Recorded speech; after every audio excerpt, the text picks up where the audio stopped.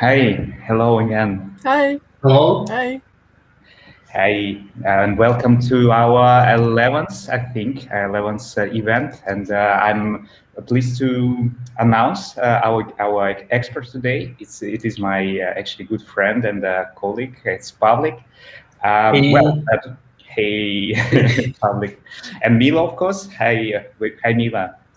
Hi, everyone. Yeah, we just discussed before start that Mila has a lot of JavaScript background. Of course. I'm an expert. Now, just kidding, but indeed, our talk today is about some tool in JavaScript that helps you to migrate code or can help you to migrate code from one technology to another. So it actually manipulates abstract syntax trees, which we talked some time ago. So you can imagine that, I would be very happy to know more about that. So Pavlik, how it is going with JSCodeShift? Yeah, it's going okay. Indeed, it's a tool to automatically migrate the code base to actually keep it evergreen. So, I guess I can start. So I don't really have a presentation. It's just like a content for myself.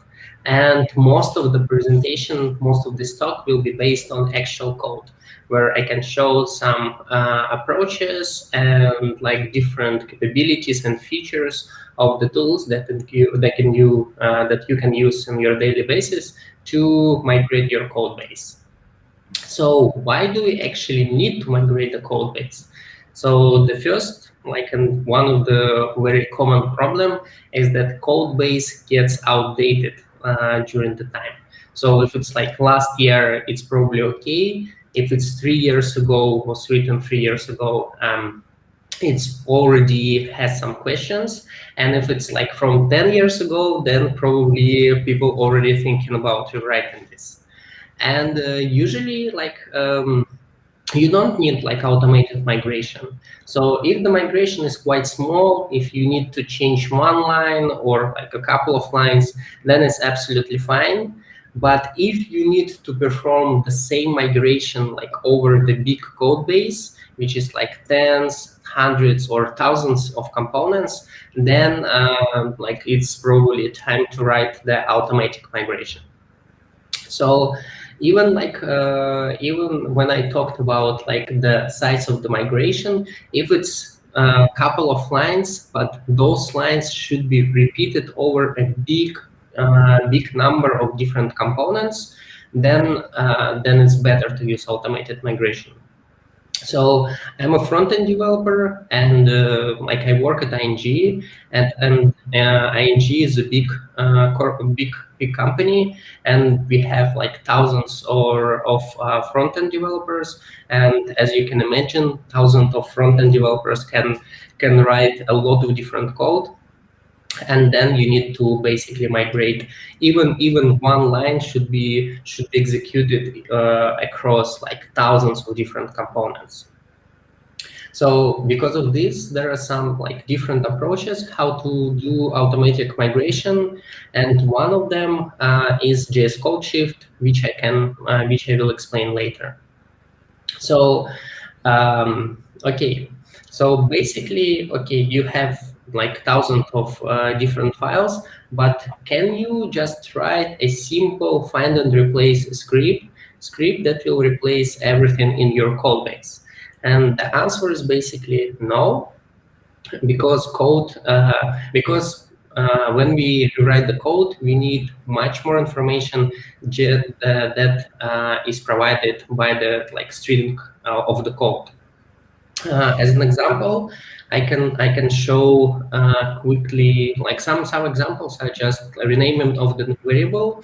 For instance, you have in your code base var x technology is awesome or equals awesome, and during the modification you want to replace var with let. But what if you have the same var as part of the object key, or you have the same var as part of the string with or comments and stuff like this? So just regular find and replace is not enough. And Pavlik, I just wanted to ask if you want to, at that point, to show it or not yet. Sorry. no, not yet. No, not yet. Okay, sorry. Yeah, I'm coming to this point. Thanks. Yeah, and for this, people use abstract syntax tree, which Alex already mentioned. So probably he already showed, but I showed once more time. This is a website called astexplorer.net, and this website shows what is the abstract syntax tree. Basically, when you have code which is just a string, and then one of the first phase which run against this code to actually execute it is parsing of this code. And one of the phase of the parsing is building abstract syntax tree. So abstract syntax tree, as it's understandable from the title, is the tree representation of the code. So here we have, for instance, one little piece of code is just immediately invoked function expression, and internally we have definition of the variable. And on the right side, you can see how much more information is provided by this abstract syntax tree. So can I ask you again? Maybe you want to share a screen at this point. Oh, sorry. That's what you meant. Okay, yeah, no that's worries. A good point. Yeah, sorry for that. Yeah. Okay. Yeah. Yes. Okay. Yeah. So here is this abstract syntax tree, and abstract syntax tree explorer, or astexplorer.net. So yeah, here on the left side we have just small piece of JavaScript code, and it's just immediately invoked function expression that has just variable definition inside. And on the right side, you can see how much more information is provided by abstract syntax tree. So it defines that on the root level, you have a program. Then the body of the program is a list of just expressions. One of the expression, the first expression, is the called expression that's internally have function expression. Function expression has body, and inside you have variable declaration. So by this, you already the stated problem when you have var as the project key or var as the part of the string, they all will be excluded, because you can traverse the abstract syntax tree and look for actual variable declarations. So variable declaration that kind of var, that has kind var, and then it can be replaced with variable declaration of with kind let. So, and that's the only thing that you need to perform to actually change the var to let and to update your code base. Okay, so now we know what is abstract syntax tree a little bit. So there is much more on this, all these variable declarations, and how to parse abstract syntax tree is topic by itself. So for now, we are just going to use command tools. For instance, one of these tools is ESPrima, and this is a high-performance standard compliance parser of ECMAScript.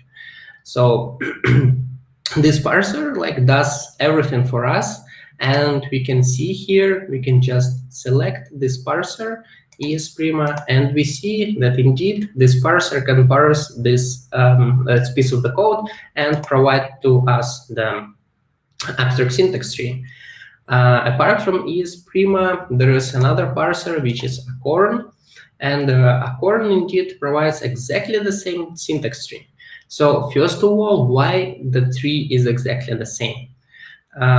Because of the standard, because ECMAScript standard defines everything which is part of the language. So all this type of different nodes in the tree, and their list of variables, their all the additional information, whether it's generator for function or a sync function.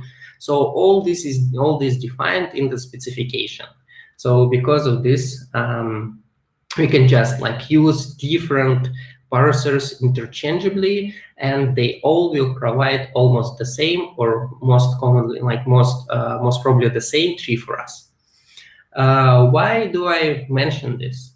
Because, for instance, ESPrima was written like initially 6 years ago, maybe even like longer, and then it does support, for instance, ECMAScript 2019, but that's today is 2021.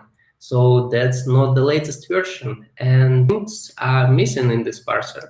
And I can show you, for instance, sorry, if you have an object, so you have, let's say, object A, and you want to create an object B, which is a destructor object of object B.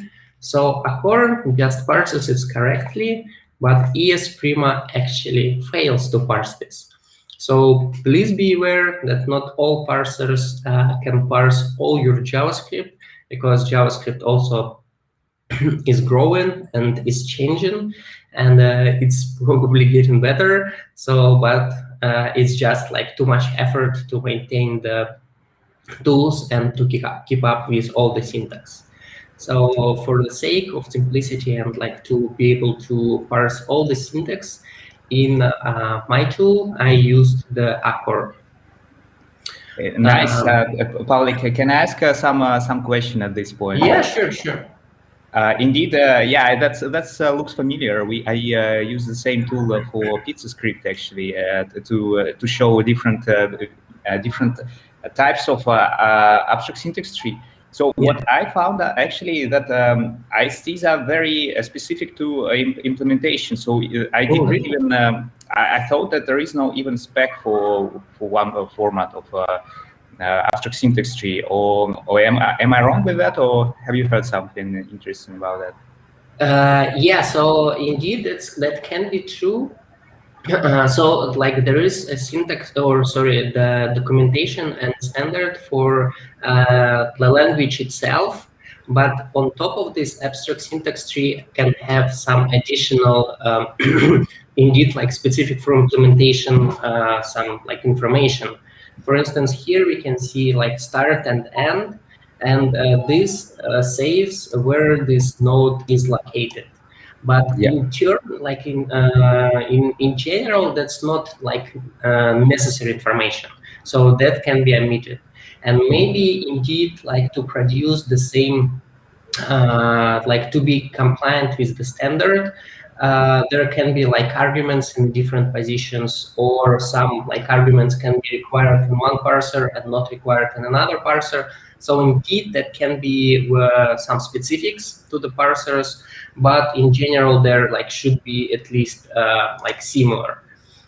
For instance, yeah, here we can try maybe ESPrima. Oh, that's still errors.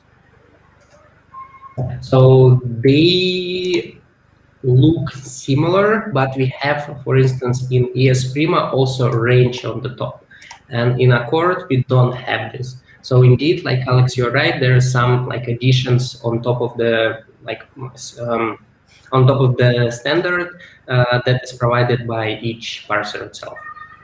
Yeah, indeed. Thanks. And just one small remark is that Acorn is also a dependency in Node.js itself. I think they use it for some similar reasons, maybe not for running code, but maybe for some idea for producing additional information. Yeah, I'll leave you here. Please go ahead. Feel free to continue. Yeah. Okay, so yeah, like we are going to use this Acorn parser. So it supports like all the modern syntax that we have. And okay, but that's only like the first part of the problem. The second part of the problem, if we want to rewrite our code base from one code base to another code base, or like to just modernize this, is okay, we parsed the code, we have an abstract syntax tree, but now we need to convert it back to source. So, and that sounds quite easy unless we start thinking that like our source can be formatted differently. So here we can use like 4 spaces and not 2. and it can be tabs, and all these curly brackets can be opened on a new string, on a new line. So all these things should be taken like into account when we convert our code back, our abstract syntax tree back to code.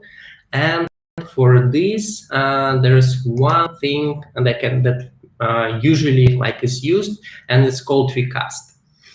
Recast also can build an abstract syntax tree for us, so it can it can just parse the code in exactly the same manner as Corn and ESLint like does this, and it actually does not have any internal parser.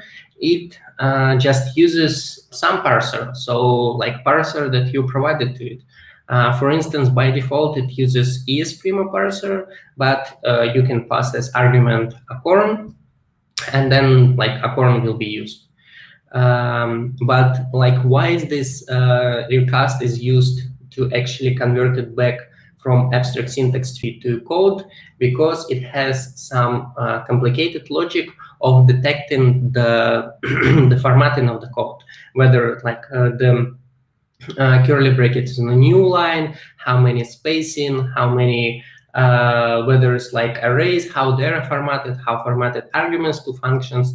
So all like a lot of different things well thought in this library, and like resultant code looks better. Of course, yeah, like we always have this ESLint fix, for instance, that will convert everything to according to our code base, or we have ptr, or we can just format code like manually or with the help of IDE. So that's less than a problem. It's not that much of the problem, because yeah, you can always convert it back. Okay, and now we come to our star of today, and it's JSCodeShift. JSCodeShift is essentially just a wrapper on top of the libraries that I explained. So it uses Recast, it uses like ESLint or a Corn to parse the code. So like, what's then like, what's nice about JSCodeShift? What's the purpose of this tool if it's just a wrapper? Basically, the most important part of this tool is that it's created by Facebook. Yeah, well, it's not most important, but it's created in the Facebook, and to be able to perform really large rewriting of the code bases. So now imagine like you have hundreds of components, and each component takes, yeah, I don't know, maybe like 100 milliseconds to be written, like 50 milliseconds. Okay, that will be like, I don't know, like around a minute, maybe 2. But what if you have millions of them? And then it's like already several days to rewrite the code base, which is way longer than like people expect. Yeah, basically, I don't think that people will like to sit near the sorry, that developers will like to sit near their screens for a couple of days just to control how the rewriting goes. So JSCodeShift solves this problem. It basically spawns the like several processes and rewrite code simultaneously in like for all cores of your system. And apart from this, it provides some like nice helpers to rewrite the code. So like you basically with this JSCodeShift, it will be easier for you to rewrite the migration tool, and it will be faster to run this. And easier on top of this, just some helpers that will help you to parse the code or modify the code. It also provides helpers to write new code in the same style and to debug it. Because okay, you wrote some code and like to modify your initial like source code, but it turns out that not all cases are covered there. So some files will throw an error, some files will not be rewritten, but some of them will. So, and this CodeShift like library that takes care of all of this, and if the file can be rewritten, then it's rewritten. If it cannot be, then like the error is saved, and then you will be like the error will be shown for you.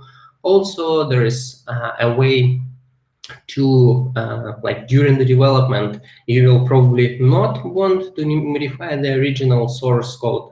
So there is a like nice way to do so-called dry run, where the changes will not actually be applied to the file, but they will be outputted to the console. So you will see how like you rewrote the source code, whether the modifications are correct or not.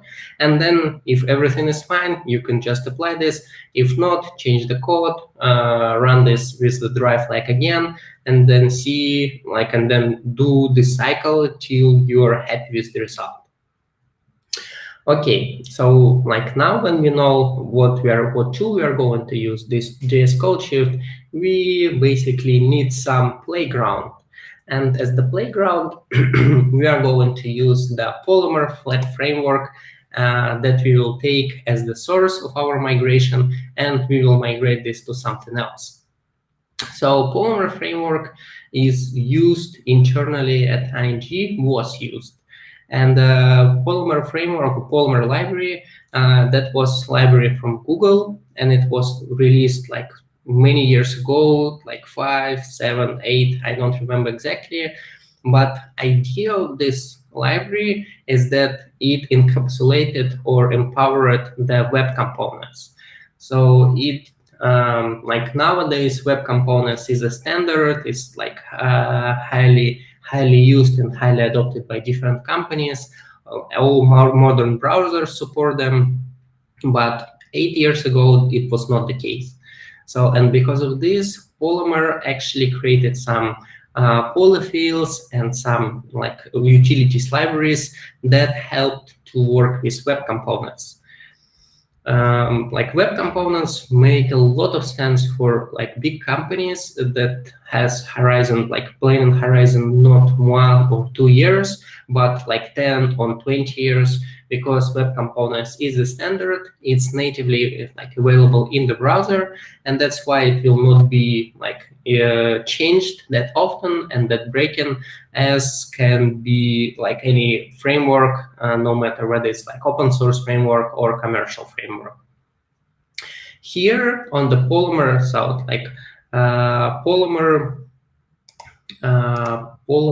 like library, they have a website. So I can really quickly show their website. So there's like website, and they show how Polymer element looks like. So that's it has some importers, and that's like the class definition of your element. So that is very similar how Angular first look like. However, like we are looking here on Polymer 3 framework. On Polymer 2, the things were a bit different. As you can see here, it's not JavaScript anymore. That's HTML.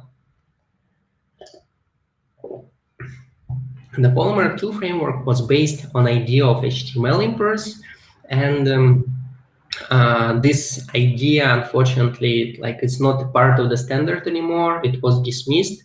That's why like Polymer 3 was completely rewritten to ES modules, but that's at least the parts of the things that we have right now. Like at ING, some of the components based on Polymer 2, and also in outside of ING, in like regular world, that's also a lot of code is based on Polymer 2, Polymer 1, which is based on the HTML imports. So the first, like I already explained and showed in ESLint Explorer, then it's a JavaScript. We basically cannot use HTML for this. So the first thing that we will need to do is to rewrite our code from HTML, if it's like if we are talking about Polymer 2 to JavaScript. And thankfully, there is a tool from Polymer team itself that converts HTML imports and everything else HTML related to ES modules and JavaScript. So that's just a small remark how you can convert Polymer 2 codebase to Polymer 3 and start using this JSCodeShift to make further modifications. All right, now let's assume we have the code on Polymer 3. We are like happy with this, but on their GitHub page of the Polymer, they suggest to use lead element. So, okay, Polymer is a bit outdated now. It's actually like it's not really maintained anymore because the the future, like when Polymer was released, like adoption of web components was not like that big.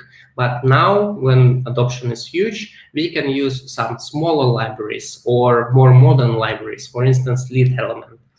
And this is essentially what we are going to do. We will try to rewrite our Polymer project to lead element / lead HTML based project. When I talk about Polymer, it's very important to mention also that Polymer is the library. It has like some like utilities to parse the template, but on top of this, they also provided components. And so like iron components or paper components or gold components. So usually people like associated the Polymer library with those components. So all the code which is written on Polymer use extensively those components. So we will take this into account when we are going to migrate our code base. Now, now we are going to take a look at code. Yeah. Maybe another question from me. So nice tools overview. Thanks already. Very useful. Yeah, I was wondering. So basically, these all toolings need to be. You want to use them for simplify your abstract syntax tree manipulation, right? Is that like a Polymer analyzer? You need to convert some pieces from a Polymer written code to JavaScript, right? And then you can work with. Yeah, okay, that explains it. And Recast is is also going to be used inside the JSCodeShift, or it's more like alternative for this library. No. Yeah, Recast is used internally in the JSCodeShift indeed, and it's used to convert abstract syntax tree back to source code, because Recast has this nice utilities to preserve the code style, so the result is more satisfying than any other converters of abstract syntax tree to JavaScript. Okay. Yeah, and maybe last one for now is are there any maybe alternatives that you heard? I mean, for JSCodeShift, is there something else to consider, or it's basically one winner tool? So like there are alternatives. I unfortunately like don't remember the name right now, but there are tools, for instance, that can help you to rewrite the code base without actually knowing abstract syntax tree. So for instance, there you can just provide so-called like a special expression. For instance, you want to rewrite the function with 2 arguments to something else. So you can write that your function, like test, you want to rewrite to new test, and then you specify this in expression, and instead of arguments, you specify __, and then it parses this expression, build abstract syntax tree representation of this expression internally, and apply it to your code base. So like if you don't really want to go into abstract syntax tree modifications, you can use this library. It already provides more tools and more helpers than just pure find and replace, but still, like, downside of this is not that powerful as working with abstract syntax tree.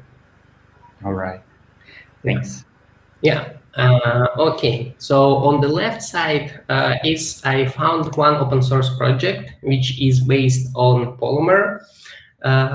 First, I converted with this Polymer modulizer some files to Polymer 3, and we can take a look at them. So basically, that's how it looks like. So that's like we have a class that extends the Polymer element, then we have template, then we have template literal that returns the view representation of this component, paper elements that I mentioned, paper dialog and paper button, which are also based on Polymer, and then some behavior of this component. So basically, we will try to rewrite this component to something that looks like this. So that's already rewritten to lit.html, or if not, 1 second, I will run this tool again.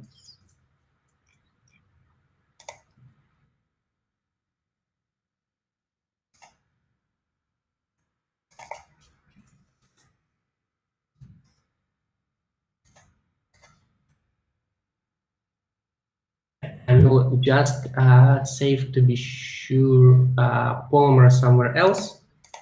For instance, just put a temporary into our project, just to be sure that it's not removed during this tool. And we'll try to migrate it one more time. So yeah, here we can see how this tool is running. It spawns 8 processes. Because I have 8 cores, and it sends 1 JavaScript file to each process, and then it converts these components to 1 second.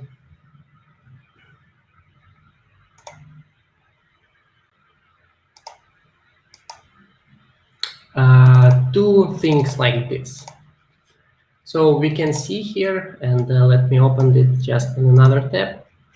We can see here already that we extend lit element instead of the Polymer element. We have the render function instead of the static getter of the template. We return just HTML, which is imported from ING web. 1 second, it's I don't want ING web, I want lit HTML.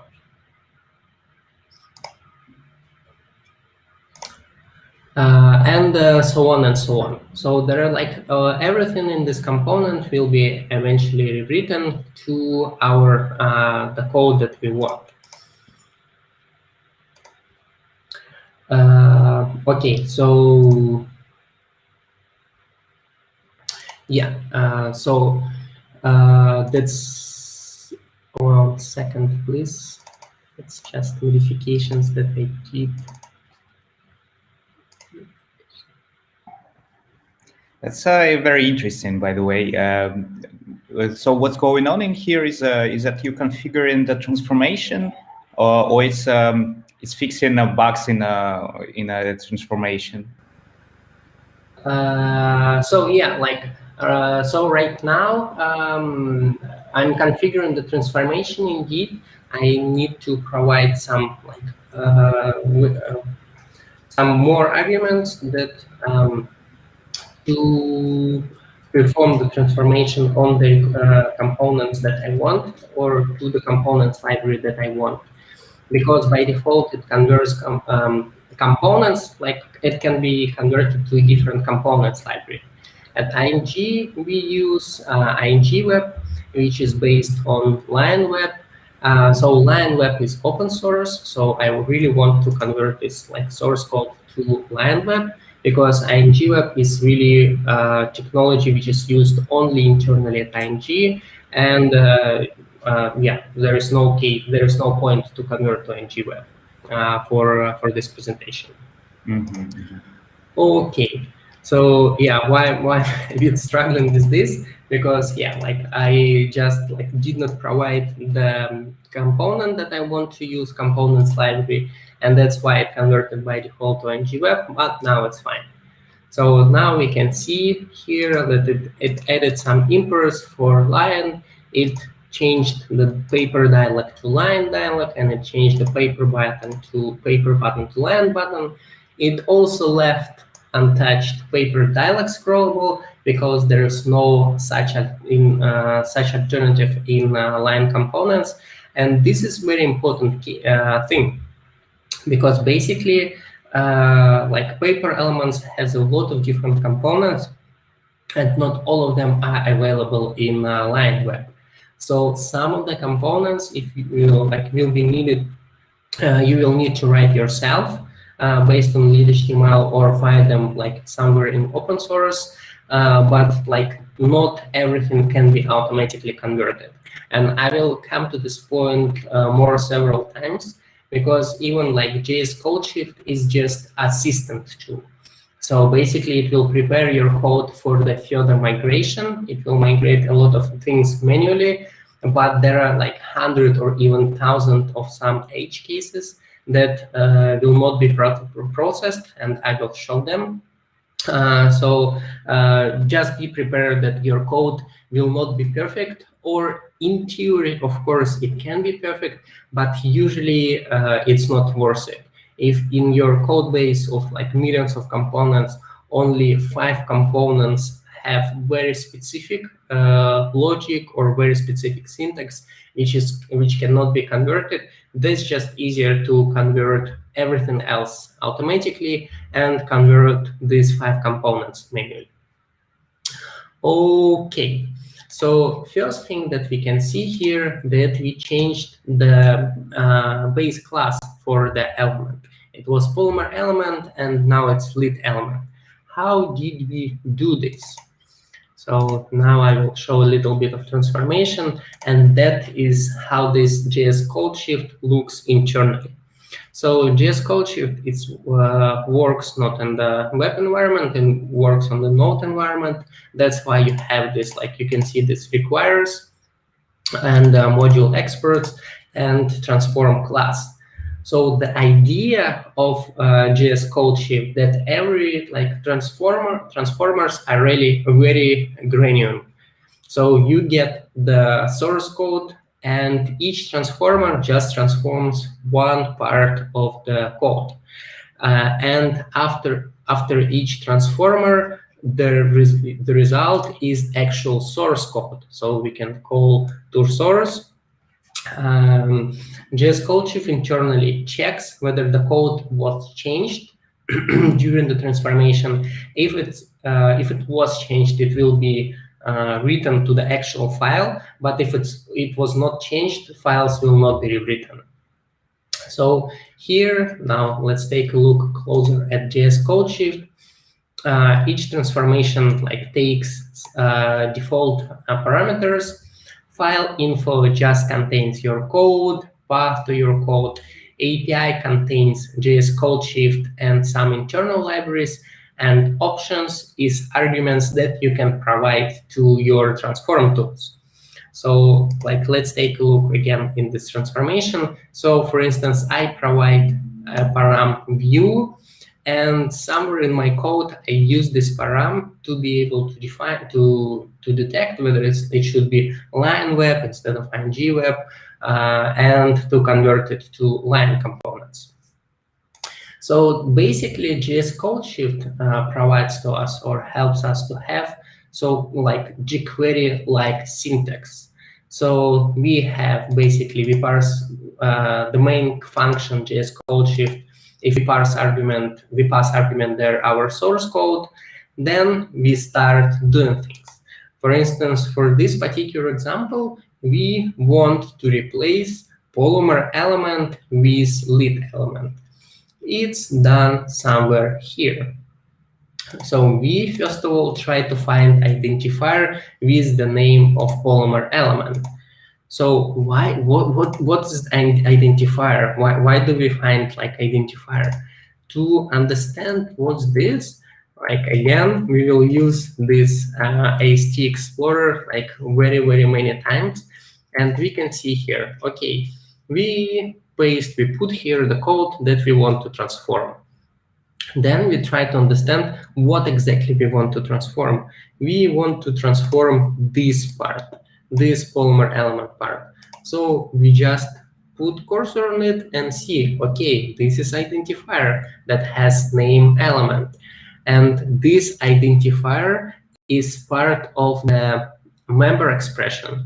And member expression has object which is also identifier, and let's take a look. What's this? Yeah, that's Polymer, of course. And the property which is element, that's what we want to transform.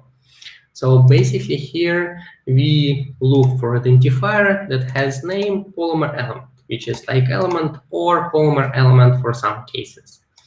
Then we have a special filter. So in our particular example, we will not face this problem. But in theory, what if we have something like this? Import element from column. So here element is also identifier, but this element we don't want to really change to lead element because lead element does not exist in Polymer. So we don't want to transform all identifiers. So basically, like I use this tool like for the first time in my life. After like 2 months, I got more experience with this. But here we can see already that this is not perfect code. This code is worked on based on the exclusion list. So we checked whether it's like not imported or it's not property, but that's not what we need to check. We need to check like on inclusion list. We need to check that parent of this property is the superclass, and this superclass is part of the class declaration. And that's how we detect exactly this part, not the part that is like Polymer element is used internally someone in some function, or exactly in this part. So this is potentially breaking code. I mean, it's not going to work. It's not going to work in all cases, but still, that works for most of the cases. And like by human assistance, by manual assistance, that will be fine. Okay, so now we filtered our nodes, and now, assumably in this part, node pass, we have all the nodes that we want. There is one also quite important thing, is that JSCodeShift works not exactly with nodes of the abstract syntax tree, but it works with paths between the nodes. Why we need it? Because basically we want to be able to traverse, to go to parent of the node or to go to sibling of the node, and for this we need some kind of relations, whether it's like this node is child of some another node, or it's a sibling, or it's just another path. So, and JSCodeShift provides this information for us. But if we want to reach the node, we can do node pass value or node pass node, which is like almost the same. So those both expressions will work.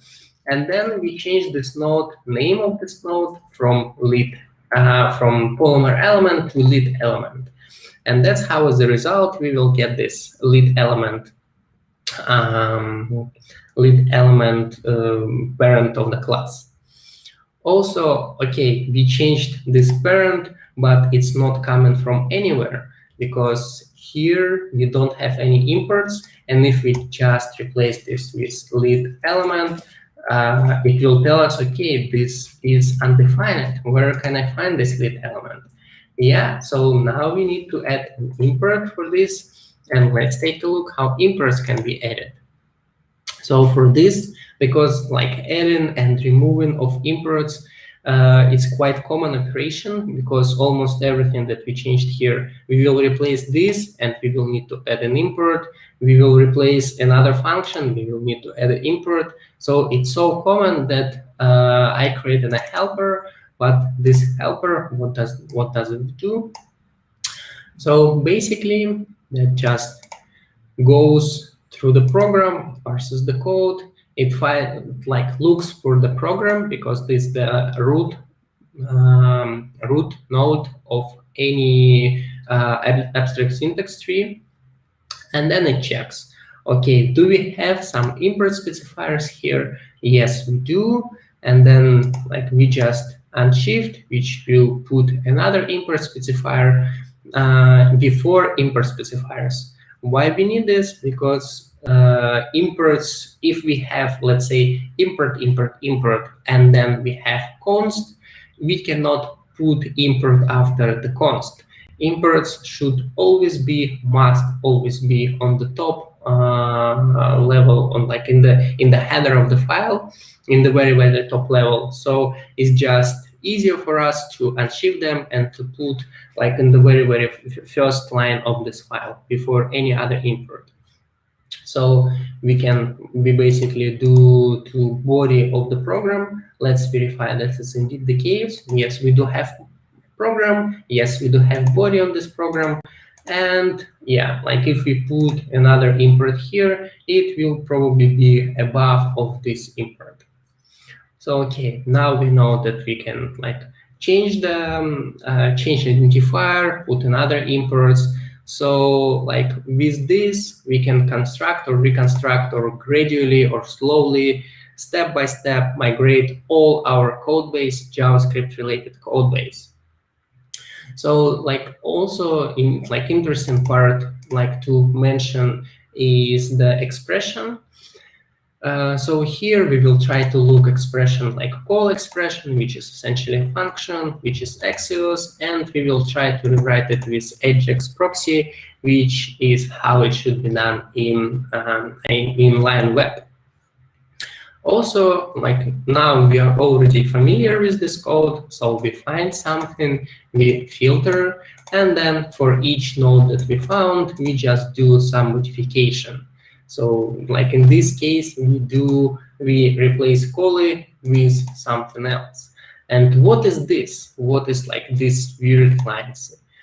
Basically, JSCodeShift helps us or provides to us some utilities to build our code.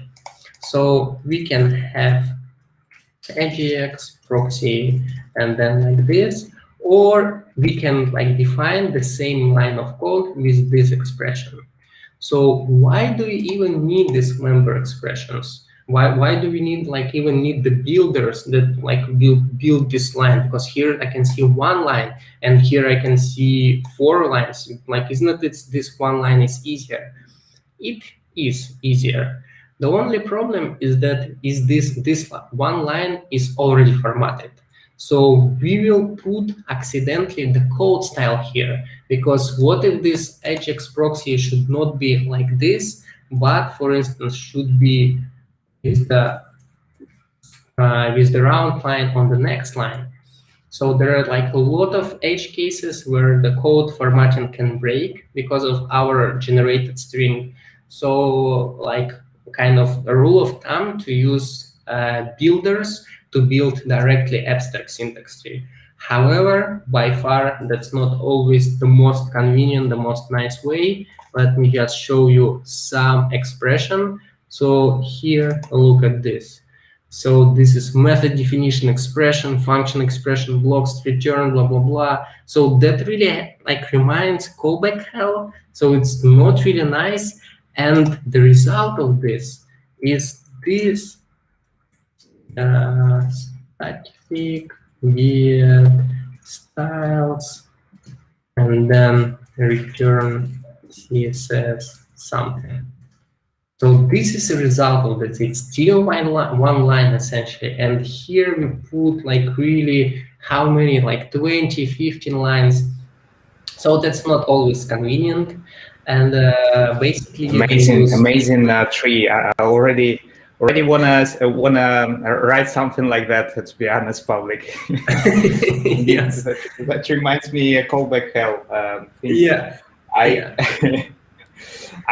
just have some things to ask. So maybe for imports, so indeed the imports should be on the top level. I think that's it's JavaScript specification, right?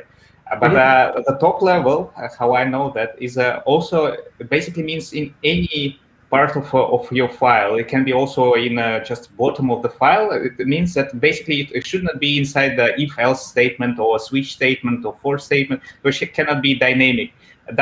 Can that help, or it's basically the same? You still have to put it to program body, and that doesn't simplify things. You're absolutely correct. We can replace them with the dynamic imports. However, that can change the logic of the program. Because if on the right side you expected imports to be on the top level of the file, then they're loaded before this code is executed. If it's a dynamic import, then you should like either wait the execution when the imported code is here, or do some other like things, and that can change the flow of the program. So from the rewrite no conversion perspective, that would be easier indeed, and sometimes it's done here, but like not for imports, but for dynamic imports. But for the flow of the program, that can be dangerous. So just like to preserve the same flow of the program, it's easier to let the same imports, not dynamic. Yeah. Okay. Thanks. Yeah. Okay. So now I showed you like some scary things that can be also done differently. Like what else we have in this JSCodeShift? So we can just like find some node or go find some nodes and go through all of them.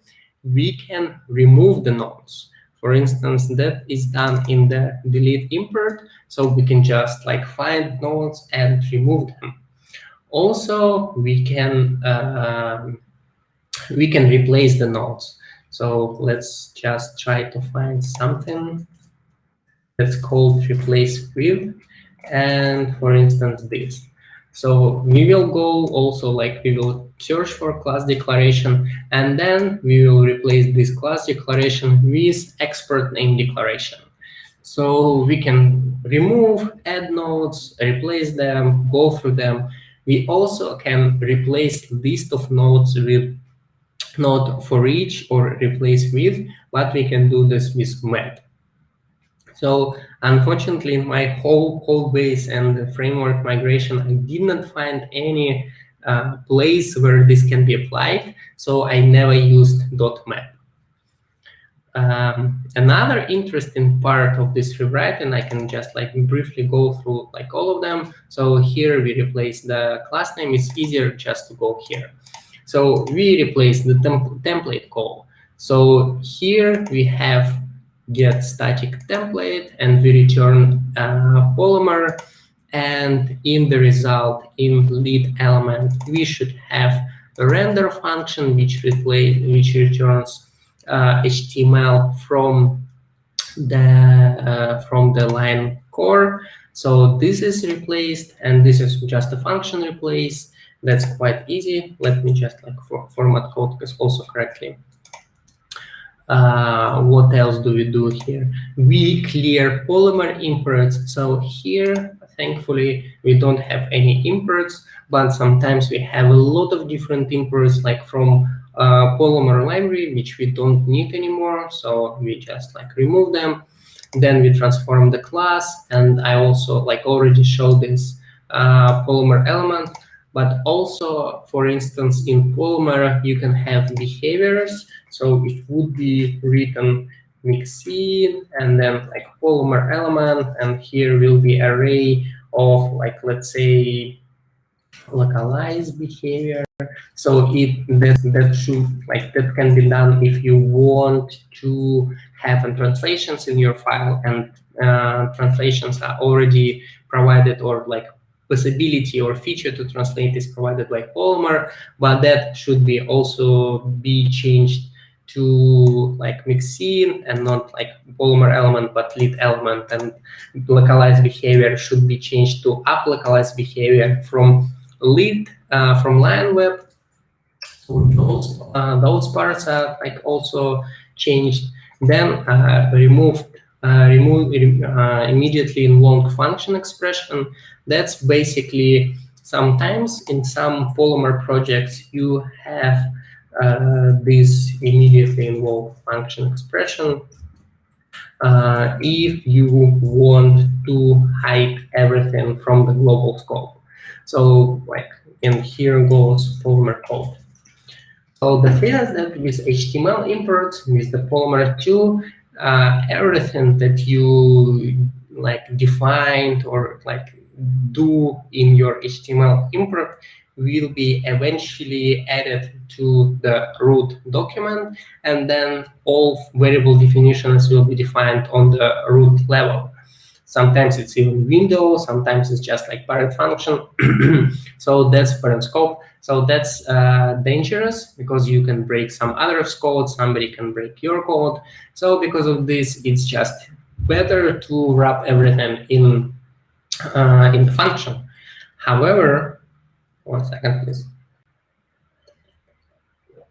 However, in ES modules, the scope is fixed to the current module. So all variables, all class definitions, unless you have experts, they're just like here in this module. And even if you have experts, you can only import them from other files. They're not going to be defined in a global scope.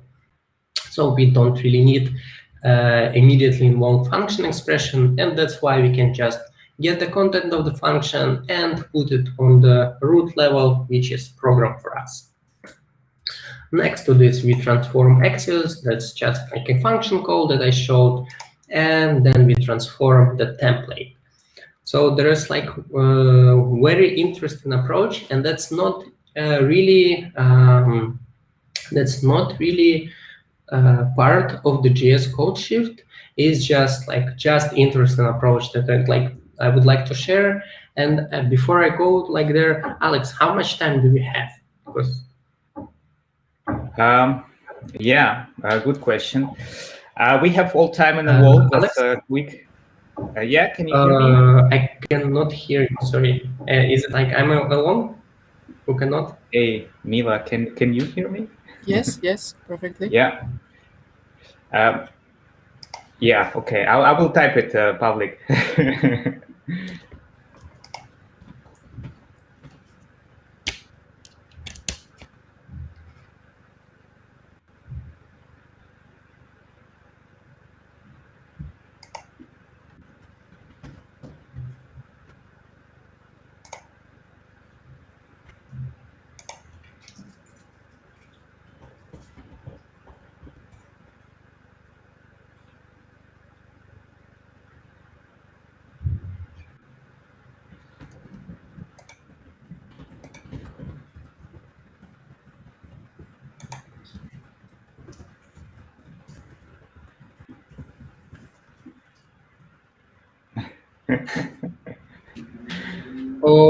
Okay. Yeah, there's like something weird is going on. I stopped hearing what's happening, like what Alex is saying. So I assume you still can hear me. But yeah, I will time to time check the chat, because hopefully, yeah, I will not miss the question or some remark from Alex and others. So yeah, but for now I will continue, and I will explain this small thingy about the template. So in Polymer here, we can see the template is just a big line, and it's a big string. So it has like CSS style definitions in the very beginning, then it has some like elements, text, it has like events. So syntax is very similar to Angular 1. So another elements and another elements. So, but in lit HTML, and let me show you the example. So in lit HTML, this is a template literal, which uses the variables from the template literals. So it's like here we have a point to our local class, and probably like there's more like this. And what is the biggest difference is that if we try to put this code in the IST Explorer, we will basically see that, let's click here, that this template element, it has this template literal, it has expressions as the array, and then classes, and it also array that has 2 elements. And this is the biggest difference how template literals work, because here we save the first part before the expression, then we save the second part after expression. And if we have more expressions like this, our template is split into different chunks. So before expression, after the first expression, before the second expression, after the second expression, before the next expression, and so on and so on. So basically, to convert our template, our Polymer 3 template to lit HTML/line web template, we will need to split the string into array. And yeah, basically that's when I pronounce this, it turns out how it can be done. We can use split, but here it's like not only complication. So let's take a look at the initial Polymer 3 template. So here we have on click view plugin list. So what is the view plugin list?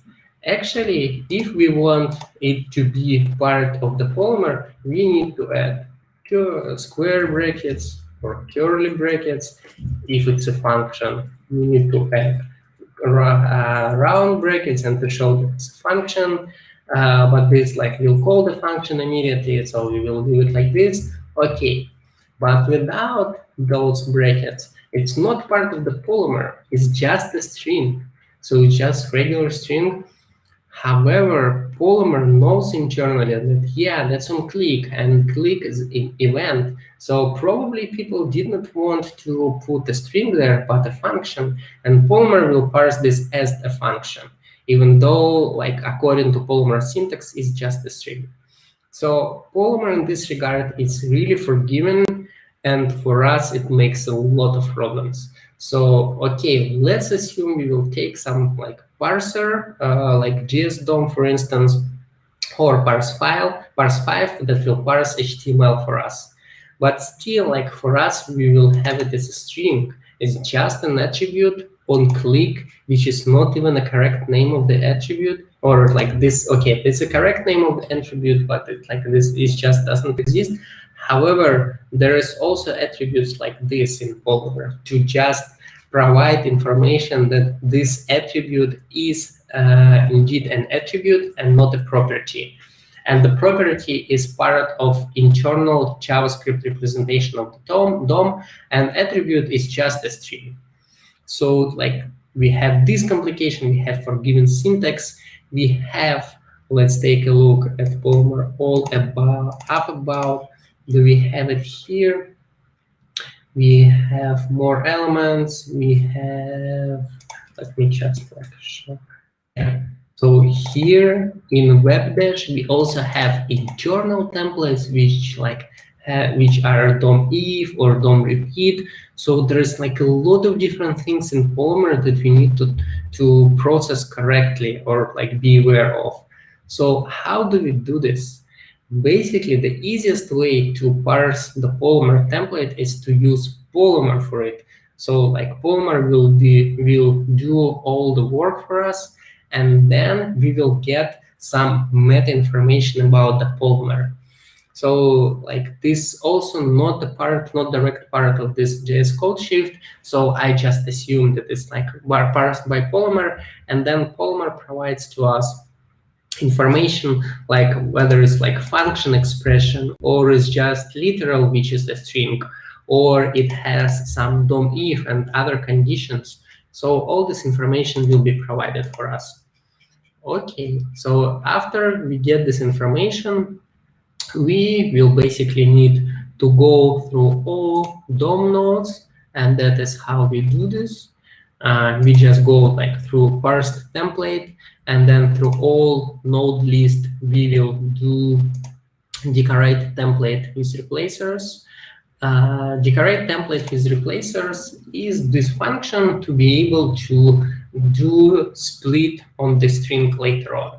So we will go through all these properties and attributes, and we will take the content of it, which has all the meta information by the Polymer, and we will parse this with JSCodeShift, and we will get an expression. What was this? Is this its variable? Well, let's just check what's this. This is expression that has unary expression, like member expression, identifier that has latest property. So essentially, we will get this abstract syntax tree if we parse this fragment of the code, and we will save this. And we will put here something like, okay, this part will be replaced with the expression like with the number 1, and somewhere in our array or object we will put, okay, and expression number 1 is not plugins list or AST representation of this part. So okay, so we will collect all the expressions in the template. We will build AST representation for it, and we will put some sentinel string in the original template. Then we will split this by this sentinel string, and that's very important that we have in replace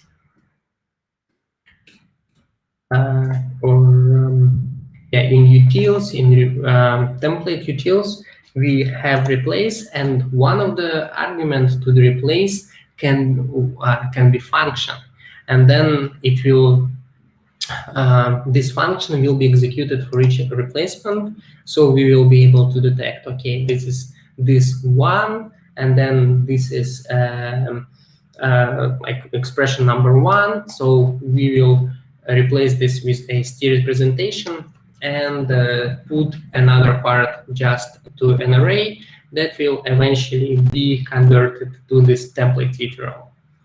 So this is just a small tricks that you can apply to the template to convert it correctly.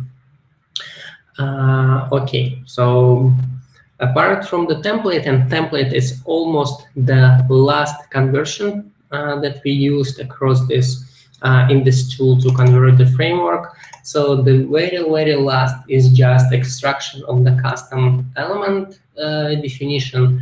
So for instance, in our file, we have in the very bottom the definition of the, so we define this Polymer element in a web components way. We just tell that now this is not just a part of the lead element or Polymer. This is actually part of the platform, part of the browser. Now we can use this element, and like nowadays it's just a rule of thumb to extract this and to have one file with the class name and another file with the definition of the element.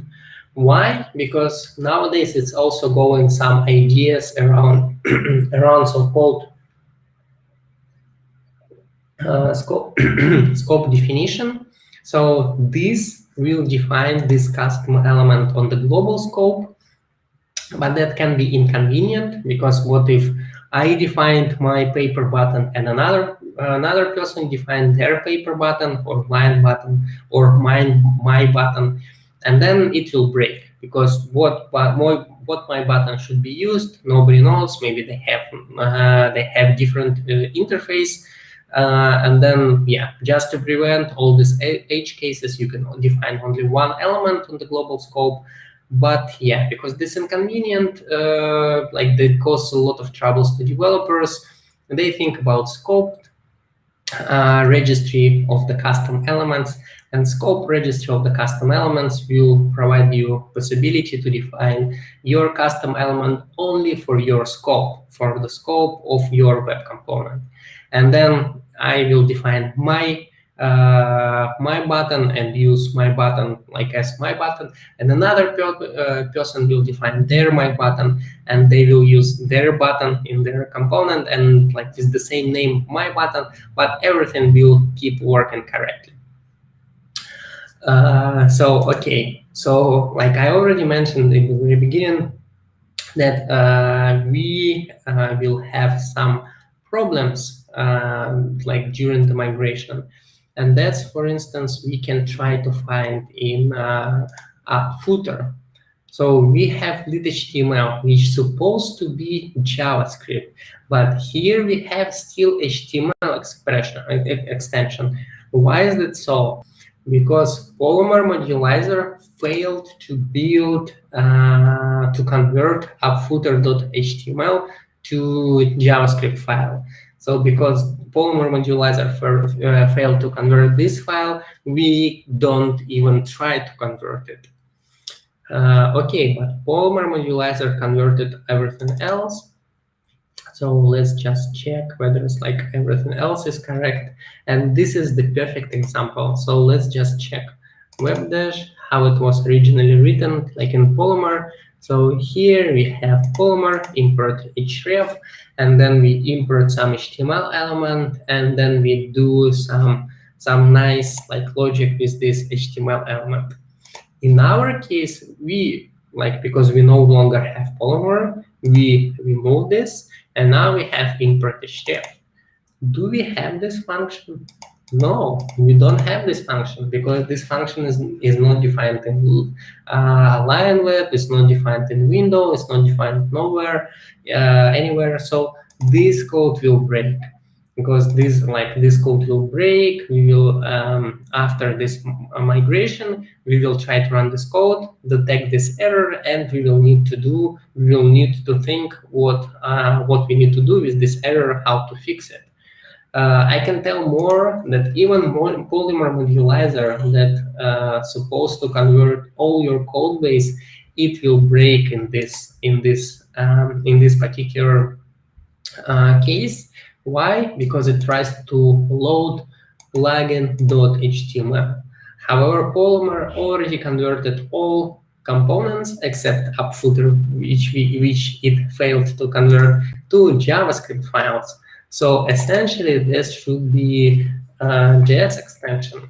So like all these converters, they are not perfect. There are like some cases like this that you cannot detect.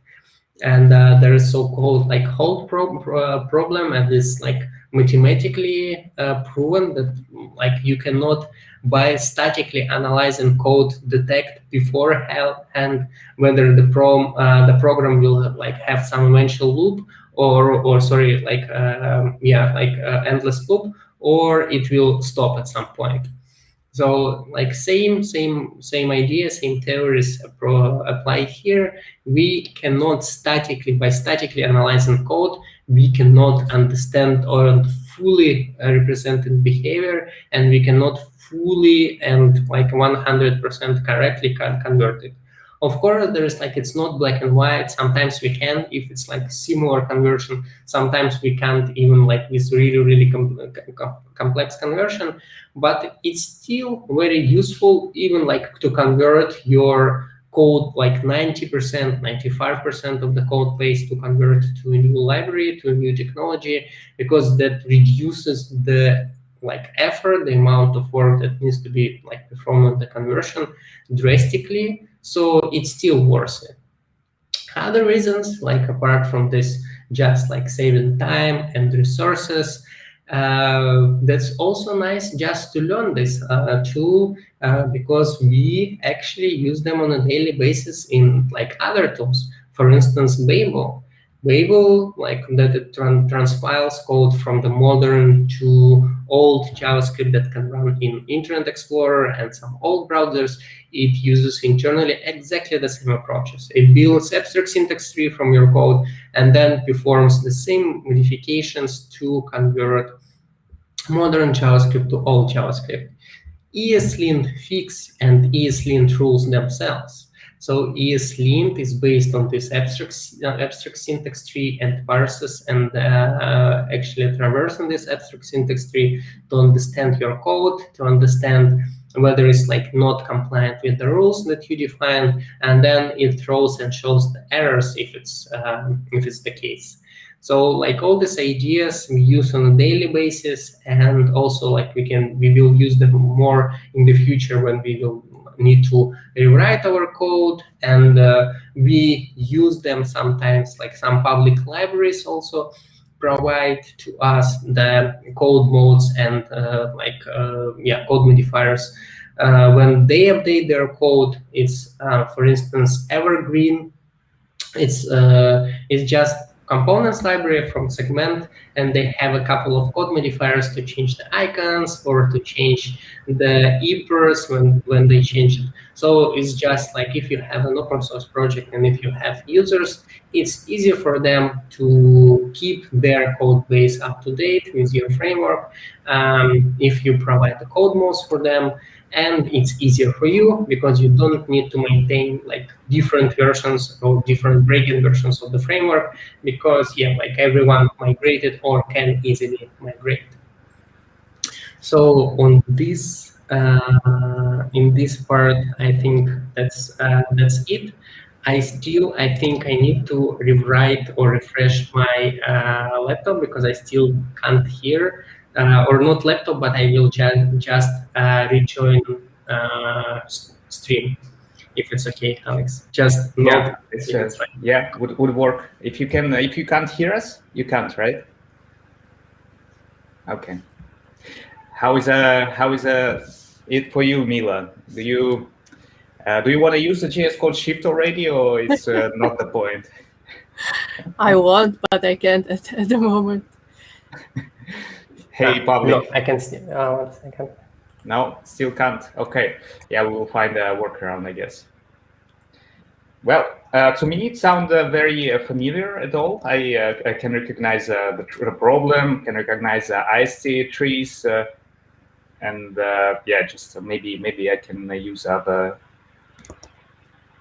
I'm just wondering if there are other tools for other languages that doing like that and still such powerful. That's a question for Pavlik, of course. I don't know. He's not here. So maybe Mila, you have an answer for that. Have you used no, I was wondering the same during this presentation. So if there is something similar for Python, for example. Yeah. Probably there is, but let's see. How does it? Pavlik, can you hear us now? Yeah, my headsets died, so I connected your speakers. I hope there will not be echo, but I can hear you via speakers and can save your microphone of the headset. Awesome. Yeah, that's perfect. Thanks for talk. Very interesting. And yeah, for me, like I said, this is indeed I can recognize the problem and the tooling, the IC transformation, that all makes sense. I had a question. It actually on the screen. I put it like that. So, so do I understand correctly that basically I need to know my source code, and I should know it by heart, because for each feature that we use in our code, for each library or for each solution, we need to make a custom transformation plugin with this JSCodeShift. Is that how it works, basically? Yeah, that's a really good point. So there are like two things. So the first, like knowing code by heart, yeah, like to be able to actually like apply these ideas, you need to really like have like good knowledge and awareness of what you actually need to do to perform your rewritten manually.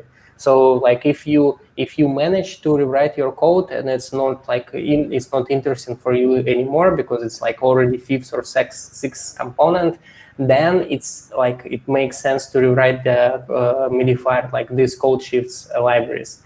Because if it's like if you don't know your code by heart and you don't know like all like stones and like underwater and edge cases, then it will be difficult to implement this tool, difficult to do this.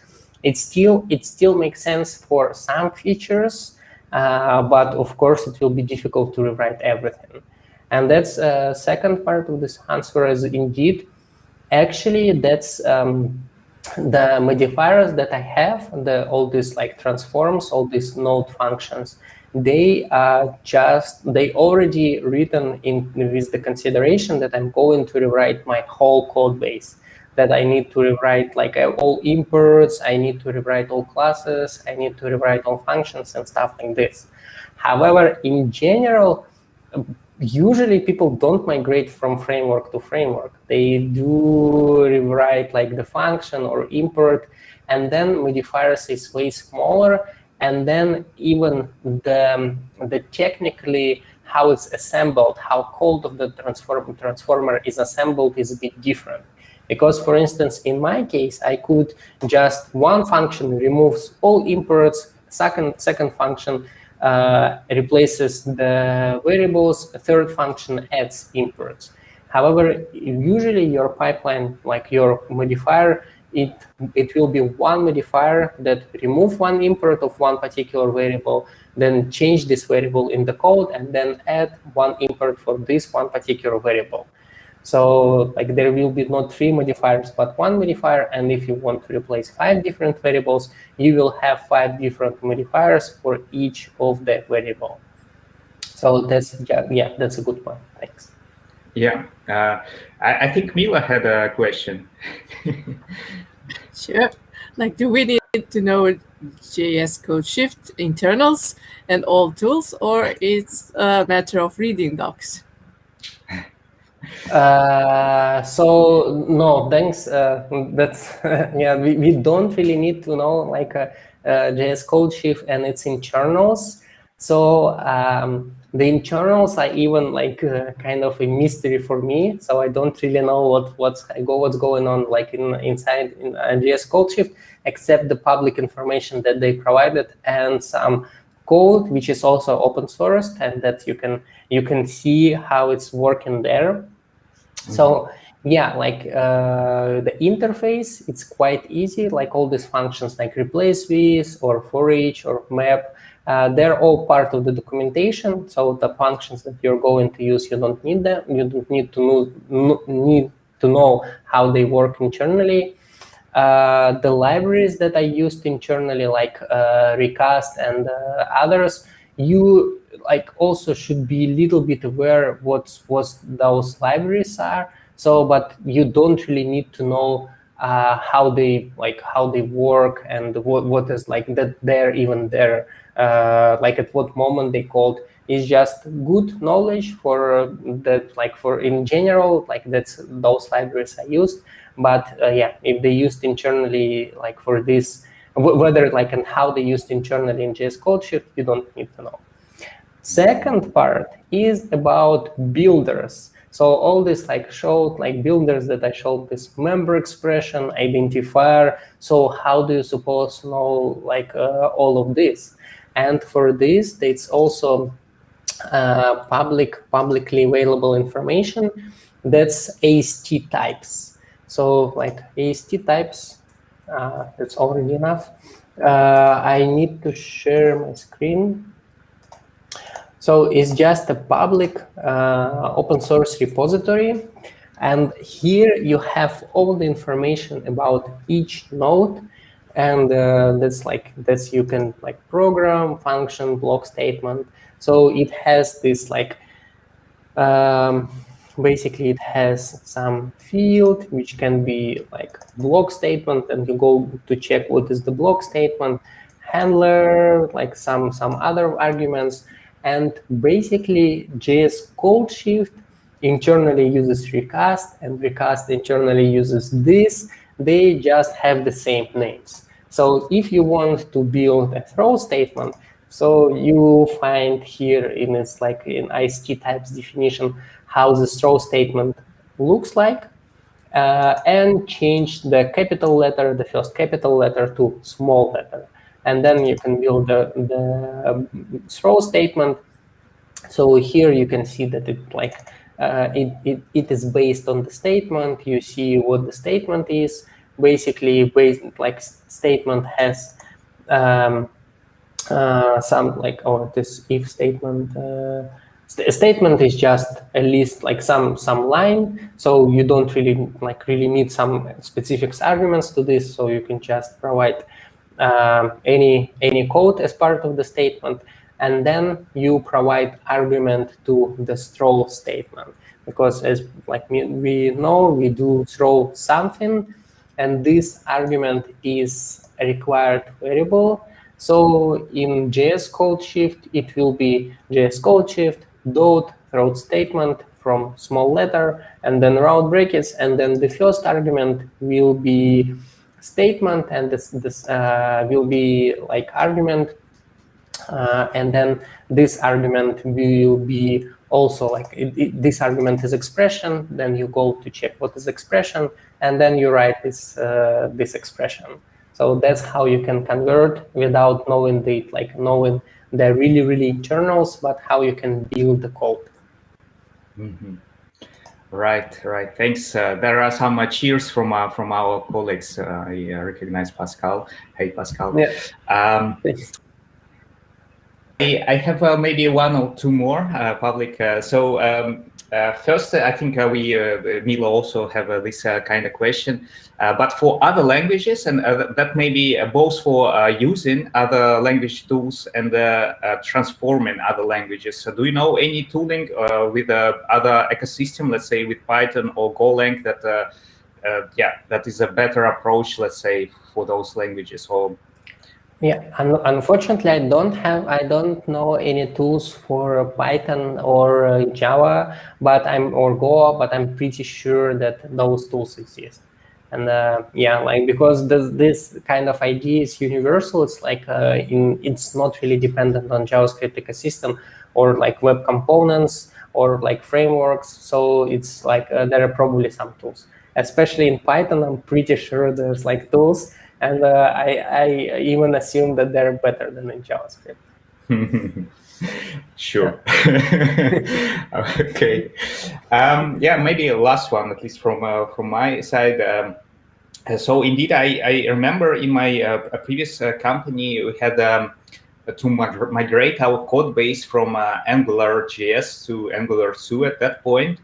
And I actually can imagine that using JSCodeShift could help us potentially, but also I think the best approach would be, for us at that point, would be to like a separate framework related logic from the business logic, and then you basically have your business logic in a JavaScript, in a pure JavaScript manner written, and then you don't have to put any effort to migrate it. And then that at least my takeaway from this company was. Do you agree with that? Yeah, maybe that's also like really good point, because if you can simplify the conversion, and some, for instance, indeed, as you mentioned, some like business logic doesn't need to be converted, so you can just like safely extract somewhere, and then it's the service, let's say, and this service can be used in Angular.js or in Angular, and it's not not a problem at all. So if it's like as the preparation for conversion, that can be done. That also will simplify the conversion itself, because what if in your even business logic that does not need to be changed, something will be changed here because of the bugs or because of some other issues. So it can touch this. So it will be safer if this business logic is extracted. However, the problem is that if you have hundreds of components, and then you need to extract the business logic from 30 of them, that's basically fine. You can spend a week or two with other developers, and then it can be done. But if you have thousands or millions of components, and then you need to separate them as well, it still can be beneficial for conversion tool, but now you need to actually evaluate whether it's easier to fix bugs in the tools and to make it reliable, and then it does not break the business logic, rather than extract the business logic. Yeah. All right. Cool. I guess we can finish this. So thanks a lot. That was very insightful and a nice overview of the tools. And I'm happy to see these ideas around, and the tools also. Thanks again. I can announce that in a few weeks we're gonna have a next meetup, which we not announcing the topic yet. So that's please follow us to know that. Yeah. Any last words? Yeah, thanks a lot for having me. Thanks for inviting. Yeah, it was a pleasure for me to show this tool and to show the ideas of this JSCodeShift and how it can be applied. Yeah, thanks. Okay. Great See you. presentation, Pavlik. Thank you. See you. Bye-bye.